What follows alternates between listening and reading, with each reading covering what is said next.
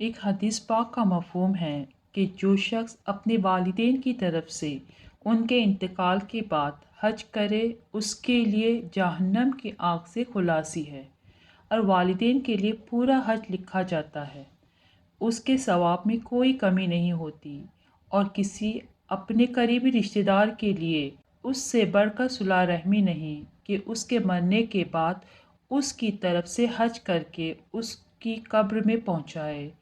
ایک صحابی رضی اللہ تعالیٰ عنہ نے دریافت کیا، یا رسول اللہ صلی اللہ علیہ وسلم، جب میرے والدین زندہ تھے تو میں نے ان کے ساتھ حسن سلوک کیا تھا، اب ان کا انتقال ہو گیا، اب میں ان کے ساتھ حسن سلوک کرنا چاہتا ہوں، تو اس کا کیا طریقہ ہے؟ حضور اقدس صلی اللہ علیہ وسلم نے فرمایا، جب اپنے لیے نماز پڑھو تو ان کے لیے بھی نماز پڑھو، یعنی نماز پڑھ کر اس کا ثواب ان کو پہنچاؤ، اور جب اپنے لیے روزہ رکھو تو ان کے لیے بھی روزہ رکھو۔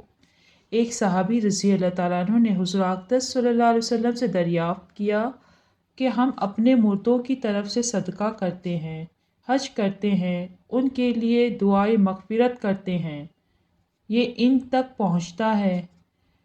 حضور اقدس صلی اللہ علیہ وسلم نے فرمایا، پہنچتا ہے، اور وہ اس سے ایسے خوش ہوتے ہیں جیسا کہ تمہارے پاس طباق میں کوئی ہدیہ پیش کیا گیا ہو۔ دوسرے کی طرف سے حج دو طرح کیا جاتا ہے۔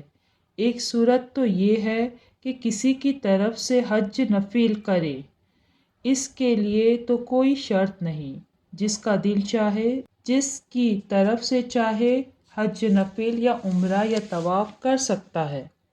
دوسری صورت یہ ہے کہ جس کی طرف سے حج بدل کرے اس کے ذمے حج فرض ہو۔ اس کے لیے کچھ شرائط ہیں جن کو وقت پر علماء سے معلوم کرنا ضروری ہے۔